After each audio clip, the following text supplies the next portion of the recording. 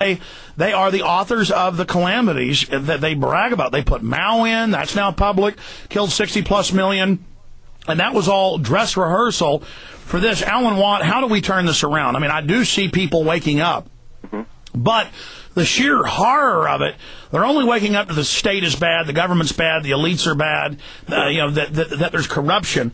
I don't think, I mean, a lot of people just can't deal with the fact that race-specific bioweapons are ready, that the eugenicists run everything, and that all these top professors give speeches about killing everybody, and they get standing ovations like Pianka at the Texas Academy of Sciences, and on the news, they're crying, kill everyone, yes, oh God, it's so beautiful. And then you go to Pianka's website, and he's in there saying, I love Lucifer, on the official UT website, in white robes, as a Druid priest. I mean, it is of Lucifer, and it's out in the open, and they're crying and worshiping.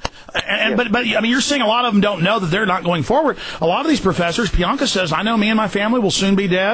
It's a beautiful, wonderful thing, and I want to go first. I mean, actually, a lot of them are like, yes, I love it. I want to die. Yeah.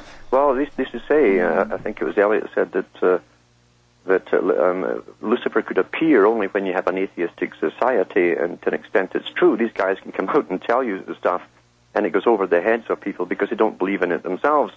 They think what a quaint hobby to have. So, but these guys are dead serious. Albert Pike talked about it too. Now, Albert Pike talked about his branch of the society, which is called the right of perfection. So he said that we shall take over the banking industry, basically, through the stock markets and so on. We shall get to the top by any and every means possible. And we must remember, around the same era, you had one other branch that took the heat for all the rest of them, and that was Weishaupt's branch, the Bienen Order, the Order of the Beehive, who said that we shall use everyone. We entice people in to work for us through great mysteries. It's always through a mystery that they attract all the New Ager types in. Then they use them to work towards an agenda which they do not understand. But Weishaupt also said that through the creation of big foundations, these big ones that run the NGOs and finance them, we shall direct the course of the world. That's the same thing that Albert Pike said. That's the same thing as you'll find the Fabian Society said. The big foundations are a parallel government intertwined with the Royal Institute of International Affairs that was set up to bring in world government using the British Empire as a base and America to take over the running of the empire. That was done in the time of Kipling. He wrote about it quite openly. And so we're simply living a long-term plan. And this 100 years we're in now is the final phase, they hope. Now, we have been under attack, as I say, since the 1950s. The sterility rate has plummeted. And most men in the Western world are 75% sterile. And I've looked at all the documentation on the drugs. You know, almost all the drugs that are commonly given out for different things today to men that cause sterility. We know that the plastic in the bottles causes sterility, mainly, again, in men. This is an intentional thing. They knew this back in the 1930s when they were testing plastic out with animals and humans, and they were still doing it today. We're seeing that the size of the penis has actually got smaller. I've got reports on that from top science investigators and institutions. And so we're seeing biological differences. We're being bioengineered to be useless in a time when men generally stand up together for the common good. This is intentional. So this war has been going on for a long time, very covertly, but very deliberate, and there are no accidents when it comes to these kind of... and we go back to Cecil Rhodes. It's all stated. He's given Rhodesia. He's worth billions of dollars in money then. He sets up a system to set up covert British Empire operations.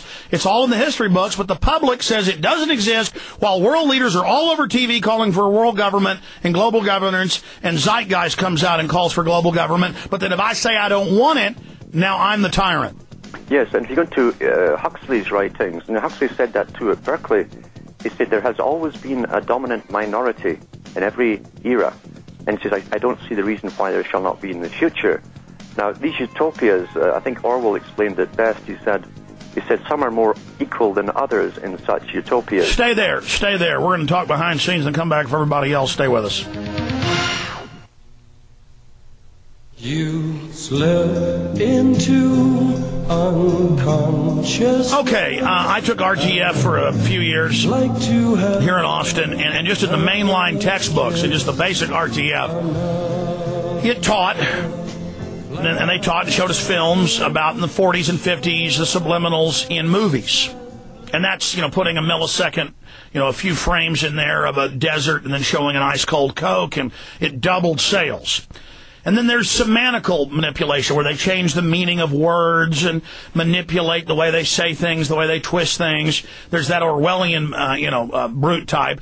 Then you have the basic 5-6 video screens behind the news presenter with a buffalo running over somebody, or a car wreck, or a balloon on fire, or a politician speaking, or the running of the bulls in Madrid, and all this, and so your brain can't watch it all consciously, so it switches off into subconscious, and that's admitted. So we have all the admitted ways they're doing it. They also have the scroll on the bottom, so that makes you shift into subconscious mode, so your brain can pick all that up. The brain waves lower, then you have the flicker rate. And again, this is mainline science. They tune the flicker rate to the exact rate of the brain for hypnotism, just like the flashing or strobing light or the watch my watch. It's more sophisticated than that. And now, and it's always been happening, but before it was the authoritative male on the news, now it's info babes smacking their lips. They'll be talking about the most horrible thing, but they're so sincere, and they're looking at you with sexual desire, and you'll be watching with all these layers, and you can't help but start smiling and start liking it. Even myself, when I'm consciously aware of it, especially since the high-def TV came out, especially since I got one and watch it occasionally when I'm on the treadmill or when I'm at the restaurant, picking up some food. I'm watching people mesmerized watching it. They are under mind control, and they're putting subliminal letters in there. I mean, they're doing more than 7 things, but the public, I don't think, has any idea. We're not kidding. That is a mind control weapon. Alan? Yes, well, you'll find that techniques have always been used on the public for mind control. Always. The religions and so on were used in centuries gone by, always in collusion with the dominant minority of the country to keep them in place. So when radio came out, Britain, the BBC sprung up very quickly as a propaganda tool for the British government. Even today, it's still run and owned by the British government. Every employee in the past had to come from Eton to make sure it was the right class who ran the whole organization. And it's never changed. And they found out in World War I that they could put out dramas, daily dramas on to the public, and leave you with a cliffhanger with the hero hanging at the end of it, what's going to happen, tune in tomorrow, and people would change their behavior and be there tomorrow at that time. So it's a technique to alter your behavior. This was also confirmed by Skinner, who talked about technology and so on. And he said that technology, its real influence is to alter the reality of the people into which it's introduced. That's what happens. Look at the people now with their cell phones and iPods and all the rest of it. Their behavior has been altered by technology itself. With the high-definition television, it certainly must be more effective than the last type. The reason you have writing at the bottom of newscasts is it forms a type of cognitive dissonance. It's no different than when you're watching something happening, like a car smash in real life, and someone starts to talk in your ear about some other topic. You say shh, shh, because you're now getting auditory responses and visual. When the two clash, it's just like when you try to watch a movie with subtitles, you're distracted away and now subconsciously are absorbing the entire system. And again, stay there. Back in 1 minute, Alan, I want you to walk through these. But then they have integrated all these together while the message itself is verbally a twisting, a semantical deception and lie. But you can't even pay attention to what they're really saying because you're watching a million different pinwheels and subliminal messages and flashes and scrolls and everything else.